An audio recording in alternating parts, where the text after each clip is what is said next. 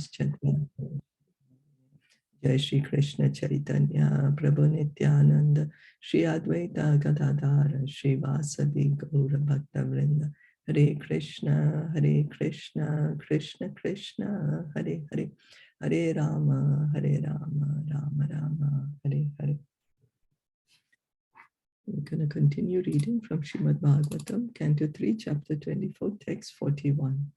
Maitreya Vacha evam samuditastena kapilena prajapatihi dakshini kritya tamprito vanam eva jagamaha. Translation and purport by His Divine Grace, A.C. Bhaktivedanta Swami Srila Prabhupada. Sri Maitreya said, thus when Kardama Muni, the progenitor of human society, was spoken to in fullness by his son Kapila, he circumambulated him, and with a good pacified mind, he at once left for the forest.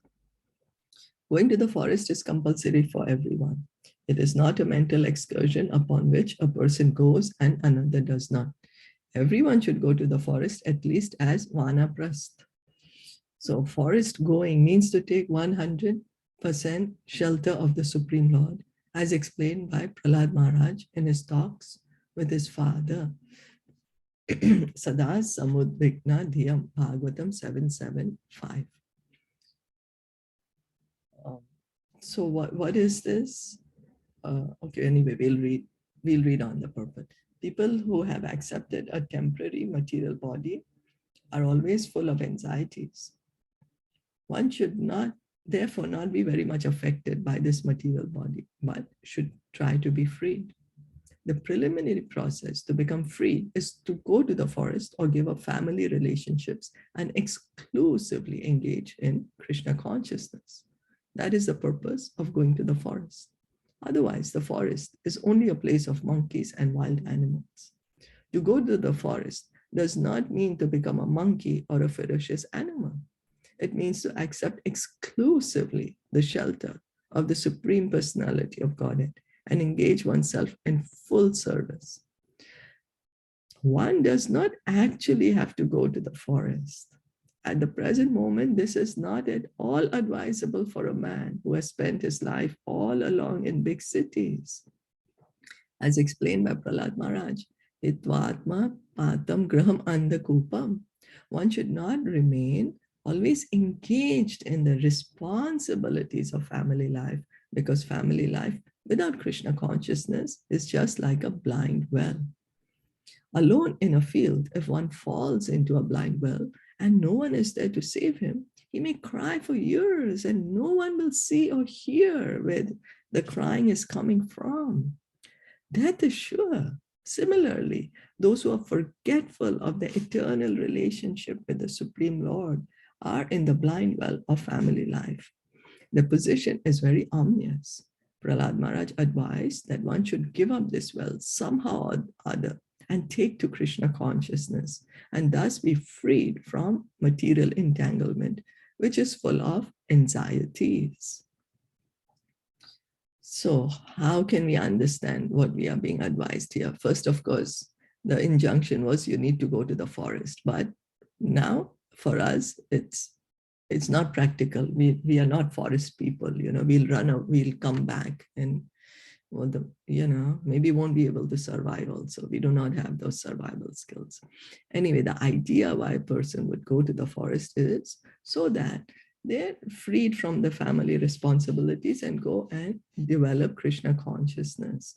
The idea of going to the forest is not to falsely renounce and people say, oh, this person is so renowned, so great. That is the idea. Then how do we look at this? Prahlad Maharaj is saying family life is like a blind well. Well, family life without Krishna consciousness is like a blind well. That is the point. It's not that family life in Krishna consciousness is a perfect situation, but without Krishna consciousness, everything is like a blind well. Why? Because then we have not, that means we take this material body, but the whole life we are thinking that we are the body, didn't make a solution to try to cultivate spiritual knowledge. And how long can we be here in the body? So the what Prahlad Maharaj is saying is, sure, have your family life, but have a Krishna conscious family life. Hear and chant, hear and chant. And then once the material duties are finished, the responsibilities are over, don't just stay there doing too engrossed, because the responsibilities are over. Then engage the time in more in hearing and chanting, more in developing Krishna consciousness. Because then after all, then soon it's time to leave the body. And so that is the point. Is that okay?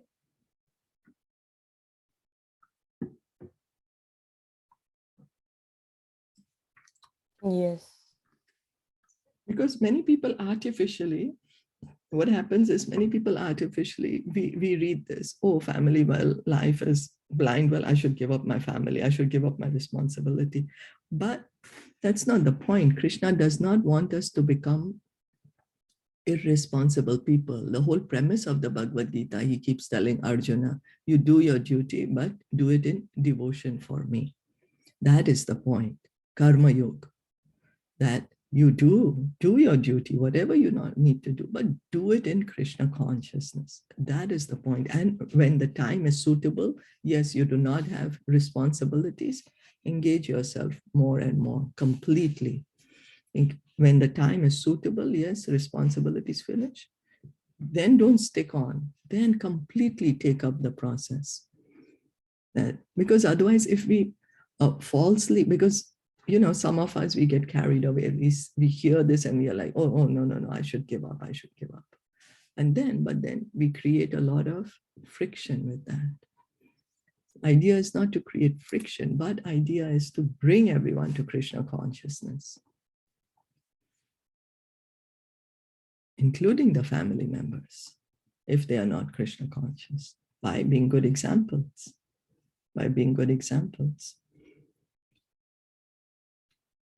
So, did anyone want to say anything about it, or we continue? No. Okay. Then we continue. 42. Vritam sa asthito monam atmaika sharano munihi nisango vyacharat shonim anagnir aniketanaha. The sage Kardama accepted silence as a vow in order to think of the Supreme Personality of Godhead and take shelter of him exclusively. Without association, he traveled over the surface of the globe as a sannyasi, devoid of any relationship with fire or shelter. Here the words anagnir, aniketanaha are very significant. A sannyasi should be completely detached from fire and any residential quarters. A grahast has a relationship with fire, either for offering sacrifices or for cooking. But a sannyasi is freed from these two responsibilities. He does not have to cook or offer fire for sacrifice because he is always engaged in Krishna consciousness. Therefore, he has already accomplished all ritualistic performances of religion. Aniketanaha means without lodging. He should not have his own house, but should depend completely on the Supreme Lord for his food and lodging. He should travel. So this is the duty of a sannyasi, because Kardama Muni, he renounced. So here, this is what is being said, that the sannyasi, he should be completely dependent on Krishna. That is for a sannyasi, that he has no house, he travels, he does not cook. So, but then we see that Prabhupada, he was cooking. He in fact taught the devotees how to cook. He was initially, he was the one who was cooking the Sunday feast by himself, cooking, cleaning after everyone left, initially when he started the movement in New York. So how can we understand that? He was cooking for the pleasure of Krishna. He was offering the food to Krishna and then accepting it. Yes. So for and he wanted to be an example, right? show an example. Yes. So yes, so the idea is, yes, you know, everything for Krishna. So, you know, for the pleasure of Krishna, he was cooking, offering, and of giving prasadam to everyone.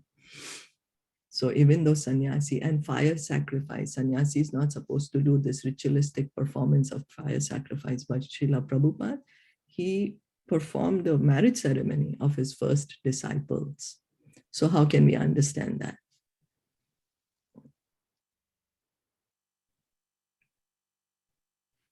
Because in marriage ceremony have the fire, right? The yajna is there, but a sannyasi is not supposed to do it. But we see that Prabhupada did it. So the way we understand it is because for a higher principle, his disciples, they, you know, they were being together. He said, you be together, you get married, you need to get married. So according to time, place, and circumstance, he didn't have other devotees to be able to perform that sacrifice. So he did it himself. And then once he trained the other devotees, then he didn't need to do it. So time, place, and circumstance. For a higher principle, the lower principle can be given up. Yeah. But would you call Srila Prabhupada sannyasi? I think yes, he was a sannyasi. He was a sannyasi. Yes. Because he didn't go to the forest. Yeah, so this is what. So now we just heard in the previous words. Right? Yeah, he's an acharya. Yeah. Yes. Acharya is someone who teaches by example. By example. And, yes. So acharya. So what we heard in this previous text, that forest, Prabhupada himself said, okay, first you should go to the forest. Then he said, oh, but now everyone is living in cities, so it's not practical to go to the forest. But the idea is that full time should be engaged in Krishna consciousness. So Prabhupada, for him, leaving his comfort zone of Vrindavan, he was so comfortable in Vrindavan. I mean, because he's a devotee, right? A devotee, what does he want? He wants to be in Vrindavan. He's having his, he's living in Radha Damodar temple. He can visit the temples anytime he wants. He can cook his little whatever meals that he can have, simple meals. But at the age of 69, he gave up all that and he traveled to America without any money, 40 rupees only, which barely could buy anything, not even one meal in America. So it's like, being fearless. It's like going to the forest because never been to America before, never traveled. He didn't know what he's going to do there, how he's going to do, what's going to happen. But he knew he just has to fulfill the order, instruction of his guru, of his spiritual master. That to give this knowledge, the teachings of Lord Caitanya to the English-speaking people. That's why I think he did much more than what a sannyasi. Yes. Oh, yes. Yes. Much more. That's why he's called Pravajikacharya. He traveled the world. He's Acharya. He gave Krishna consciousness. Yeah. To us. Giving Krishna consciousness to others. And I think I would say that would be more than a sannyasi. Oh, yes. Yes. Sannyasi, yeah. Well, sannyasi, they're just in the forest. Okay. But I mean, who would visit, right? A sannyasi in the forest. But yes, it's true. And so then Prabhupada trained the sannyasis also not to just sit in one place, but also travel and give Krishna consciousness to everyone. Yeah, right. That's how he trained the sannyasis. So he taught Yukta Vairagya, like how we were reading yesterday. Whatever resources are there, they belong to Krishna. So engage them in the service of Krishna. Before sannyasis would not travel, take the aeroplane and cross those oceans, go to the West. But he said, that's the order of my guru, I have to do it. And he did it. He did it and showed that how everything, because it belongs to Krishna, can be engaged in the service of Krishna. He was using the dictaphone, the typewriter, you know, all these things. Why? So that the recordings could be made, the books could be printed. And we are fortunate to be able to have access to those things today. So yeah, as you rightly said, much more than just an ordinary sannyasi. Yes. Prabhupada is an acharya. Yes. Thank you. Thank you so much. So mauna means silence. Unless one becomes silent, he cannot think completely about the pastimes and activities of the Lord. It is not that because one is a fool and cannot speak nicely, he therefore takes the vow of mauna. Rather, one becomes silent so that people will not disturb him. So silence. What does silence actually mean? That to be able to think about the pastimes and activities of the Lord. So it is said by Chanakya Pandit that a rascal appears very intelligent as long as he does not speak. But speaking is the test. Speaking is the test. If we are quiet, no one knows where we are at, right? Basically. But once we open our mouth, then people are like, oh, okay. So the so-called silence of a silent impersonalist Swami indicates that he has nothing to say, but he simply wants to beg. But the silence adopted by Kardama Muni was not like that. He became silent for the relief from nonsensical talk. One is called the Muni when he remains grave and does not talk nonsense. So that is the point of silence. Silence, not that, okay, I'm not going to speak anything. Then what's the point of that silence? Like I've heard Nishinga Maharaj, he says that on his travels, he was traveling and in India, I think, and somewhere very remote in a cave, he was traveling with another devotee, came across a person. That person told him he can't talk because he is observing this silence, you know, but he wrote.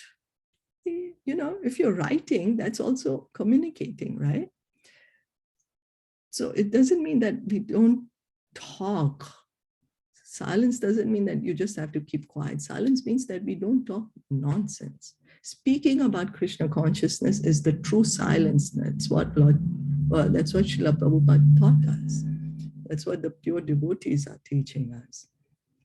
And then that person in the cave, he bought a Bhagavad Gita from them. He said, yes, I would like to buy the Bhagavad Gita. And he bought the Bhagavad Gita and he started reading it. So here Kardama Muni, he became silent because he didn't want to talk nonsense. So Ambarish Maharaj set a very good example. Whenever he spoke about the pastimes of the Lord. This is really silence. Speaking about Krishna, so Ambarish Maharaj, just speaking about the pastimes of the Lord.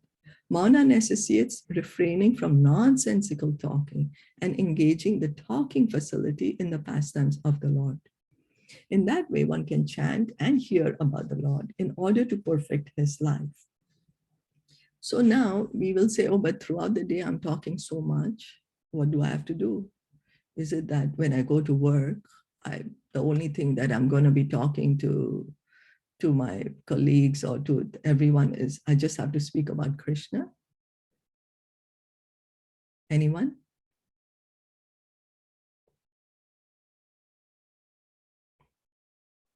Sorry, I did not understand your question.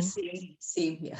Yeah, what are you trying to say with this? So here, because here we are hearing that mauna, silence, means refraining from nonsensical talk, means talking only about Krishna.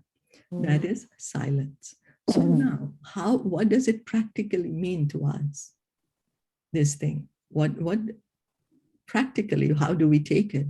Does it mean that we don't talk to anyone? And if anyone speaks anything, we'll say, don't talk to me.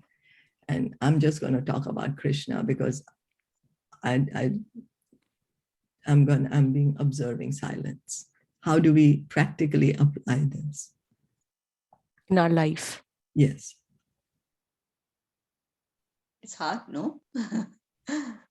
Yeah, we can just like it is that, yes, we can do our worldly duties, but they say that we can set an alarm that every 1 hour We can take the names, and if people are interested, we can tell them about Krishna around us, in our circle, in our family, in our working place. If people are interested, then we can talk about Krishna with them, and not uselessly, not get into talks uselessly.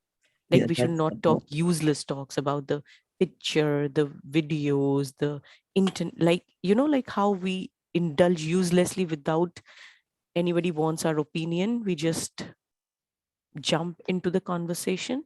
So I think that is what we should be restraining ourselves from. Yeah, so the idea is we are going to talk, right? We are going to communicate with people. We are living in a society. We have to communicate with people. Till the time we don't talk, how are we going to make friends, and how will we in fact tell them about Krishna? So yes, we, as you just said, don't get into nonsense talking. Talk as much as is necessary for that point. How much ever is necessary. Yeah, there are people, I mean, there's saints like my mom's guru.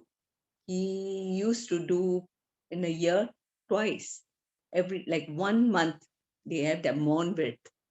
So where you don't, he would just be on his own. Of course, in the evenings, there would be like devotees coming, and they would have that Bhagavad Gita class and things like that. But that time was for him, only thinking of Krishna. But then would he give the class at that time when Bhagavad Gita has been spoken? So that's why he's not supposed, he's not talking. So the Bhagavad Gita class is going on, by the other devotees are doing the bhajans, and they are reciting the Bhagavad Gita. And he's hearing them. And he's hearing, and if anything, sometimes he needs to give a point, he would write on a slate, the board. Okay. Something like that. So that's like a thing, like a vow you take, okay, control, Oh, not okay. to talk anything else besides, and thinking that, like how it says here, time to think Yeah. more. So for us practically, it's not that we have to do this. Yeah, Maun Brat, all that. What as we say, don't indulge in nonsense, because we tend to overindulge in too many things which are not related. Really not related things. No need to speak about them. We indulge in that and waste time. So that needs to be avoided. But practical, in our practical day-to-day life, we have relationships. We are going to talk to them. That is okay. So trying to understand it in a practical manner. And of course, the best thing, chant. Chanting is silence.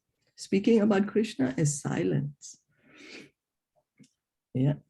So that's the point. No, what I was trying to get across is, because some people say, they take these things like too literally, in the sense, oh, I'm not going to talk to you because you're not talking about Krishna. But like that, how are we going to even talk about Krishna to anyone if we close ourselves? Not everyone is ready to listen. Right? Yeah, if we are going to close ourselves up, what's going to happen? If Prabhupada would have said, oh, no, I'm not going to go to America. I don't know what they're going to talk to me. No, he practically showed us. You live in a city, practically you have loving relationships with people, and you speak to them about Krishna. That is the point. So in that way, one can chant and hear about the Lord in order to perfect his life. Ritam means that one should take a vow, as explained in Bhagavad Gita, amanitvam adam vitvam, without hankering for personal respect and without being proud of one's material position. Now, this is a difficult thing. Amanitvam adam vitvam, without hankering for personal respect and without being proud of one's material position. This is what we should work at. That, because we all want, people to worship us. We feel that, okay, we have a certain designation, and so we belong to certain whatever, certain community, country, family, whatever, that is something we need to work on. So ahimsa means not being violent, there are 18 processes for attaining knowledge and perfection, and by his vow, Kardama Muni adopted all principles of self-realization. Yeah. So this is what Kardama Muni did, and we were speaking about how we could practically apply these principles for ourselves and also encourage others to hear and chant. Any more comments or anything to say?